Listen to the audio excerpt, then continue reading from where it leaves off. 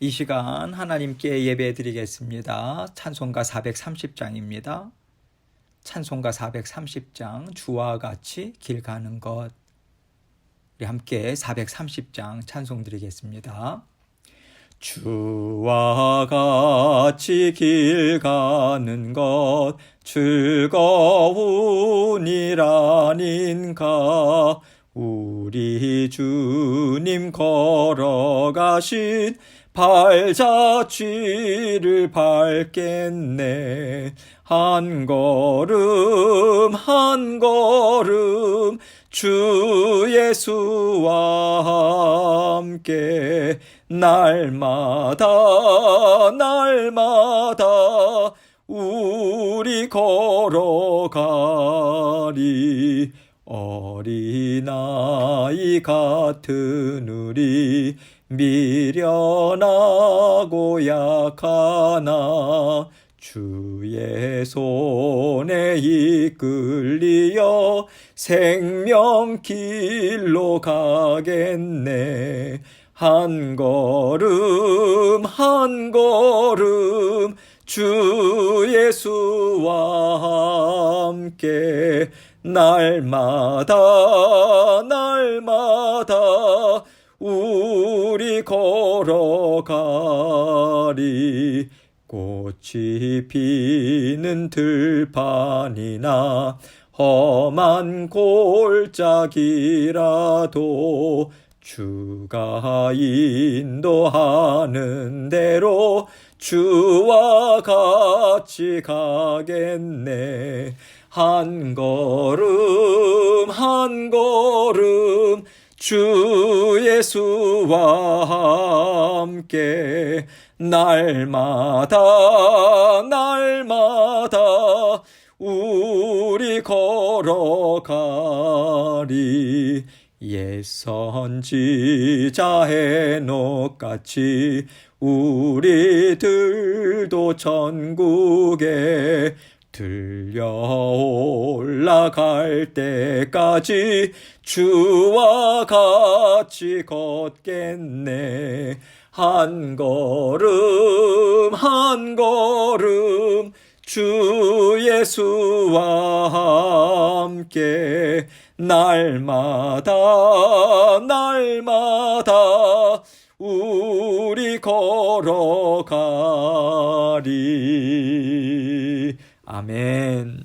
기도하겠습니다. 하나님 아버지, 감사합니다. 날마다 저희 인생길에 한 걸음 한 걸음 내디딜 때마다 눈동자같이 보살펴 주셔서 감사합니다. 언제나 필요한 것 채워주시고 때를 따라 돕는 은혜로 우리의 영의 모든 형편을 살피시고 채우시고 또 필요를 공급해 주셔서 감사합니다. 아버지 하나님, 주님의 지혜와 주님의 능력이 완전하심을 믿는 믿음으로, 또 우리 주님께서는 변함없는 사랑으로 우리의 삶을 다 다스려 주심을 믿는 믿음으로 주님과 함께 동행하며 살 수 있도록 도와주옵소서. 우리 마음 가운데 주님께서 살고 계십니다. 성령을 통해서 살고 계십니다. 뜨거운 사랑으로 보살펴 주시고 붙잡아 주고 계십니다. 아버지 하나님, 우리 사랑하는 성도님들, 아버지 하나님 더욱더 주님 앞에 아뢰고 간구하고 말씀의 자리, 기도의 자리로 계속해서 수시로 나아가서 하나님께서 주시는 복과 은혜 받아 누릴 수 있도록 주님 도와주옵소서. 아버지 하나님께서 우리에게 영육간의 강건함 주시고 언제나 주님을 믿는 믿음으로 아버지 말씀 우리가 심령에 새기고 주님 앞에 기도의 자리 온전히 나아가서 주님 주신 약속의 말씀 붙잡고 한 걸음씩 전진해 나갈 수 있도록 도와주옵소서. 오늘도 힘있게 주님과 함께 잘 살아가게 하기 위해서 영의 양식 주십니다. 이 말씀을 통해서 우리가 깨달아야 할 것 주님께서 깨닫게 하시고 아버지 하나님 우리 심령의 마음에 담고 주님께 감사하는 저희들 될 수 있도록 주님 도와주옵소서. 부족한 종 입술과 마음도 주장해 주시고 주님께서 주신 말씀 주님께 온전한 영광 돌리는 이 시간 될 수 있도록 도와주옵소서. 예수님 이름으로 기도합니다. 아멘. 하나님 말씀 시편 53편 4절로 6절입니다. 시편 53편 4절로 6절 제가 읽겠습니다. 죄악을 행하는 자들은 무지하냐. 그들이 떡 먹듯이 내 백성을 먹으면서 하나님을 부르지 아니하는도다. 그들이 두려움이 없는 곳에서 크게 두려워하였으니 너를 대항하여 진친 그들의 뼈를 하나님이 흩으심이라. 하나님이 그들을 버리셨으므로 너가 그들에게 수치를 당하게 하였도다. 시온에서 이스라엘을 구원하여 줄 자 누구인가? 하나님이 자기 백성의 포로된 것을 돌이키실 때에 야곱이 즐거워하며 이스라엘이 기뻐하리로다. 오늘 본문인 시편 53편은요. 시편 14편과 거의 비슷합니다. 두 시편 모두 다윗이 쓴 거예요. 학자들은요. 다윗이 먼저 14편을 쓴 이후에 나중에 필요하다고 생각한 어떤 부분들만 고쳐서 전하고자 하는 내용을 명확하게 해서 53편을 기록했다. 이렇게 말하고 있습니다. 참고로 시편 14편은 영장으로 한 노래 이런 표제가 달려 있어요. 그것은 예배용으로 쓰여진 노래다. 이런 뜻입니다. 53편은요. 다윗의 맞쓰길 이렇게 돼 있죠. 즉 교훈을 주기 위해서 기록한 것이다. 이렇게 이해를 하시면 될 것 같습니다. 그래서 14편과 53편은 각각의 다른 목적을 갖고 또 기록되었다. 그렇게 우리는 볼 수 있겠습니다. 본문 말씀 함께 보겠습니다. 4절 말씀 먼저 읽습니다. 죄악을 행하는 자들은 무지하냐. 그들이 떡 먹듯이 내 백성을 먹으면서 하나님을 부르지 아니하는도다. 죄악을 행하는 자들은 무지하냐 이렇게 말합니다. 죄악을 행한다는 것은요. 하나님을 대적한다는 뜻이죠. 하나님을 대적하는 것이 곧 죄의 정의예요. 성경에서요. 죄다, 죄인이다, 악인이다 이렇게 말하는 것은 하나님을 대적한다. 하나님을 인생의 주인으로 인정하지 않는다. 죄송합니다. 온 세상의 주인으로 인정하지 않고 살아간다. 이것을 의미하는 것이죠. 그렇기 때문에 악을 행하는 사람들이 하나님의 이름을 부르지 않는 것은 너무나도 당연한 거예요. 그런데 왜 하나님께서는 죄악을 행하는 자들은 무지하냐, 하나님을 부르지 아니하는도다 이렇게 말씀하셨을까요? 죄송합니다. 하나님께서 죄악을 행하는 자들에게 두려운 마음을 주신다면 그들이 하나님이 어떤 분인지는 잘 알지 못하지만요. 심판하시고 보복하시는 하나님으로 인해서 하나님의 이름을 부르는 경우들이 구약을 보면 종종 있습니다. 많이 있어요. 그런데 여기에서 그들이 하나님을 부르지 않는다라고 하는 것은 하나님께서 그들에게 하나님에 대해서 알려주시지 않는 거예요. 두려운 마음을 갖게 하시지 않는 것입니다. 그렇기 때문에 계속해서 하나님을 두려워하지 않는 무지한 상태에서 그들은 살아갈 수밖에 없는 것이죠. 여러분, 우리가요, 하나님을 깨닫고 하나님을 두려워하면서 살아간다는 것, 이것은요, 하나님께서 우리에게 하나님이 어떤 하나님이신가 이것에 대해서 알려주셨기 때문에 가능한 거예요. 우리가 깨닫고 보고 배우고 알기 때문에 우리가 하나님을 두려워하고 하나님을 사랑하기도 하는 것입니다. 성령 하나님의 도우심과 하나님의 역사하심이 그 은혜가 우리에게 있기 때문에 우리가 깨닫고요. 이 모든 것들이 가능한 것이죠. 만약에 하나님께서 그것을 허락하시지 않으신다면 죄악을 행하는 자들은 무지하다 이렇게 말하고 있듯이 무지한 자리에서 계속해서 나아갈 수밖에 없는 것이죠. 그리고 그들은 하나님의 백성, 하나님께서 핏값을 주고 사신 자녀들을 멸시하는 것입니다. 이것을 그들이 떡 먹듯이 내 백성을 먹으면서라고 표현한 것인데 이 말은요. 죄악을 행하는 자들이 하나님의 자녀들을 아주 아무것도 아닌 것처럼 업신여기고요. 학대한다. 이 뜻인 거예요.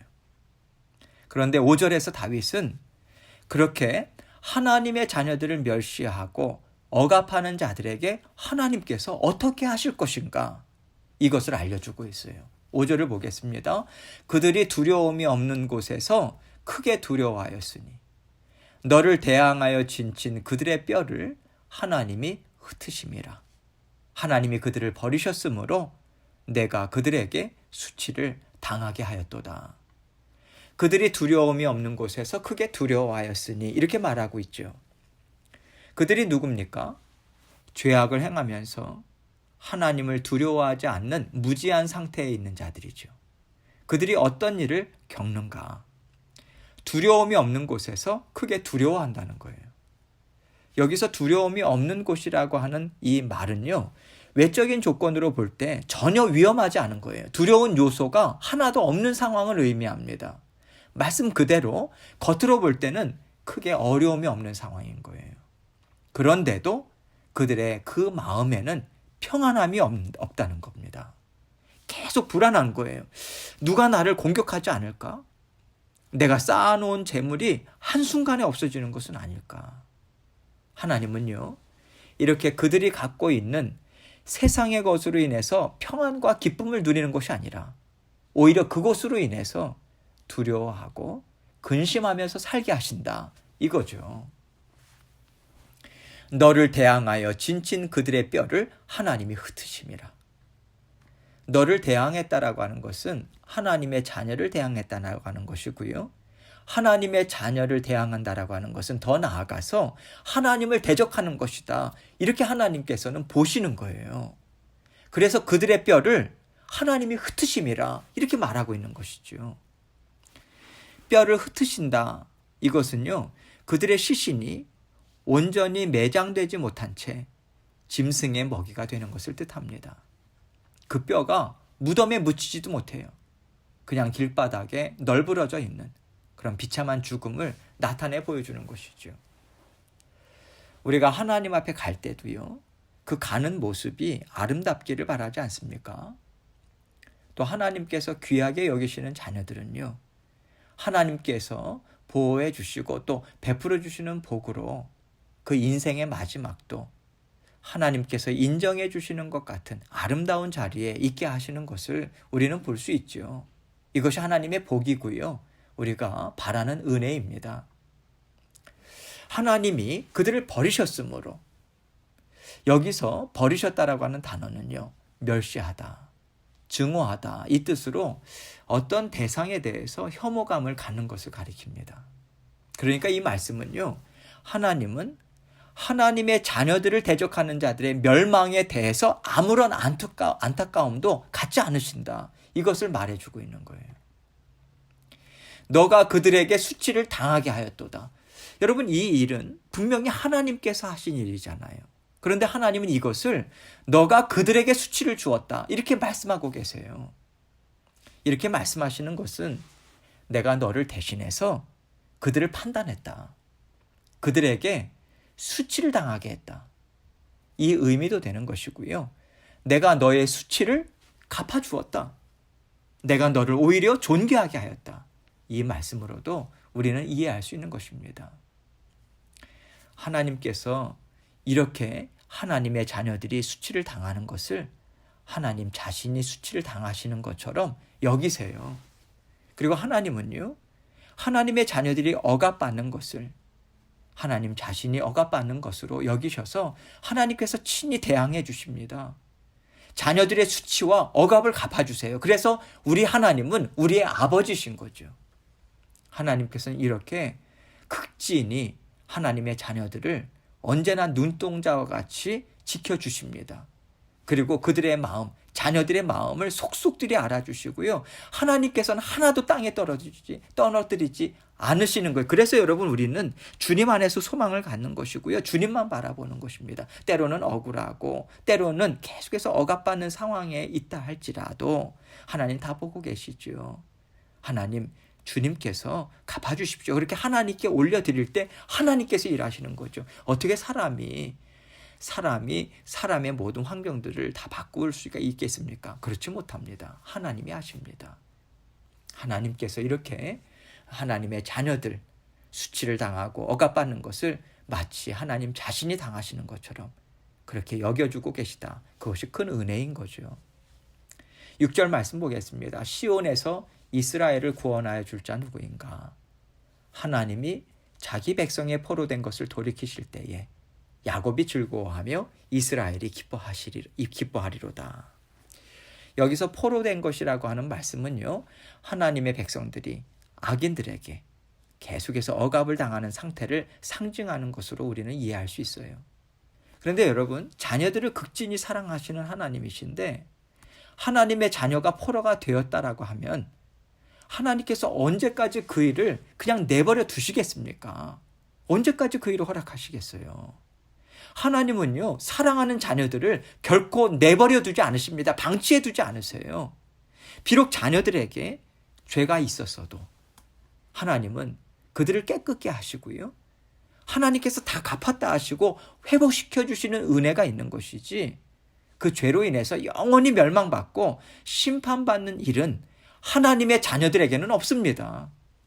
그리고 그들의 죄로 인해서 포로가 되었을지라도 하나님의 계획은요, 그들을 더 깨끗하게 하시는 거예요. 더 아름다운 자로 회복시켜 주시는 거예요. 그래서 하나님께 영광을 돌리는 자녀들로 사용하실 계획을 갖고서 그것을 허용하시는 것입니다. 여러분, 우리가 하나님의 그러한 모든 계획들을 다 이해할 수는 없어요. 그러나 우리가 분명한 것은 우리가 때로는 곁길로 가고 죄된 길로 치달을 때마다 하나님께서는 간섭해 주시거든요. 정신이 번쩍 들 정도로. 그것이 우리에게 고난의 형태로 올 수도 있는 것이고요, 아픔의 형태로 올 수도 있는 것입니다. 그러나 그것은 우리를 살리려고 하시는 하나님의 손길인 것이지 결코 우리를 망하는 자리에 내버려 두시는 자리가 아니라고 하는 것입니다. 하나님은 우리를 사랑하시는 하나님이시기 때문에 그 믿는 믿음으로 우리는 온전히 회복될 수 있는 그 자리로 나아가는 거죠. 그래서 당연히 하나님께서 하나님의 때에 포로된 자녀들이 돌아오는 것은 너무나도 당연한 거예요. 그래서 시온에서 이스라엘을 구원하여 줄 자 누구인가, 그렇게 물으시고 바로 하나님이시다, 이 의미로 말씀하신 것입니다. 이렇게 하나님은 하나님의 자녀들을 하나님이 온전히 임재하시고 통치하시는 그 품 안으로 불러들이시죠. 그곳을 상징하는 것이 시온 아닙니까? 시온은요, 하나님의 언약궤가 있는 곳이에요. 그래서 이것은 하나님이 임재하시는 곳이다, 하나님이 다스리시는 땅이다, 이것을 상징적으로 말해주고 있는 거죠. 그래서 하나님이 자기 백성의 포로된 것을 돌이키실 때에 이 말씀은요, 하나님은 하나님의 자녀들을 구원하셔서 하나님의 나라에서 살게 하시고요, 하나님 나라를 더 힘있게 이루어갈 수 있도록 인도하신다, 이 의미를 담고 있는 것이죠. 이렇게 하나님께서 그 뜻을 이루실 때 야곱이 즐거워하며 이스라엘이 기뻐한다, 이렇게 말씀하고 있습니다. 여러분, 야곱을 하나님이 참 많이 사랑하시죠. 야곱이 사랑받을 만한 사람이 아닌데도 불구하고 하나님은 야곱을 참 높이셨습니다. 그래서 야곱을 12지파의 조상이 되게 하시고요, 하나님과 함께 모든 어려움을 물리치고 하나님이 기뻐하시는 땅을 차지한다, 이 의미가 담긴 말씀이 나올 때마다 하나님은요, 야곱의 이름을 부르고 계세요. 12지파의 조상이 되게 하시고 이스라엘에게 약속한 땅을 차지하게 하시는 하나님으로 인해서 야곱이 즐거워하며 이스라엘이 기뻐하리로다, 이렇게 말씀하고 있는 것입니다. 우리가요, 하나님과 함께 산다는 것이 정말 영광되고 정말 복된 것입니다. 그래서 우리는 하나님을 든든하게 생각하면서 이 복이 우리에게 있음을 생각하고 살아야 하는 거예요. 우리는 언제나 우리를 지키시고 보호해 주시고 우리 대신 갚아주시는 하나님이심을 믿고 가슴을 쫙 펴고요, 담대하고 평안하게 살아야 하는 것입니다. 바로 이러한 하나님으로 인해서요, 우리는 넉넉한 마음으로 살아갈 수 있는 거예요. 우리 자신이 넉넉한 마음이 원래 있어서가 아니라 이러한 하나님이 우리를 지키시고 계시기 때문에, 우리에게 확신을 주시고 우리를 인도하시기 때문에 넉넉한 마음 가질 수 있는 거예요. 그래서 내가 용납하지 못할 것도 웃고 용납해 주고, 내가 잘못한 것이 없는 것 같은데 제가 잘못했습니다, 이렇게 용서도 빌고요, 우리가 하나님을 생각하면서 이 땅에서 넉넉한 자로 살아갈 수 있는 것이죠. 이렇게 살아갈 때 우리 인생이 기쁘고요, 또 하나님께서 얼마나 더 큰 은혜와 복을 베풀어 주시겠습니까? 이것을 경험하고 또 찬양하면서 우리는 더욱더 큰 믿음을 갖고 살고요, 더 큰 마음을 갖고 자라나는 거예요. 여러분, 이런 일들을 통해서 우리가 자라나는 것이지 처음부터 누가 큰 믿음, 큰 마음 갖고 살겠습니까? 경험하고 또 경험하면서 하나님 앞에 서는 날까지 우리는 자라나는 거예요. 하나님은요, 사랑하는 자녀들이 영적으로 자라날 수 있도록 때로는 악한 자에게 질밥히는 것 같은 상황들을 허락하실 때도 있습니다. 우리가 그런 경험을 통해서 살아계신 하나님을 경험하고요, 하나님의 자녀답게 자라나는 것 아니겠습니까? 물론 날마다 승리하는 것으로도 우리가 하나님을 경험하고요, 하나님을 찬양할 수 있어요. 그런데 오늘 본문과 같이 내가 연약하고 내가 억압을 받을 수밖에 없는 상황이 그 상황에 있을 때 우리가요, 하나님께서 정말 나를 돌아보셨다, 하나님의 자녀를 하나님은 하나님 자신처럼 생각하신다, 그 은혜를 깨달을 수 있지 않겠습니까? 그래서 날마다 승리하는 것도 좋지만 때로는 억압받고 억울하고 또 어려운 상황 가운데 처해보는 것도 하나님의 뜨거운 심령 철저하게 갚아주시고 높여주시는, 정말 나를 사랑하시는 하나님을 눈으로 볼 수 있는 좋은 기회가 되는 것 같습니다. 그래서 어떠한 상황에서든 우리가 하나님의 선하심을 깨닫고요, 하나님의 뜨거운 사랑을 우리가 경험하며 알게 된다면 우리는 어떠한 상황에서도 넘어지거나 망하지 않습니다. 우리는 그 어려움의 자리, 망할 것 같은 그 자리에서 하나님의 집에 있는 푸른 감람나무와 같이 무성하게 자라나고 있는 것입니다. 어떠한 상황에서도 포기하지 마시고요, 이겨나가자.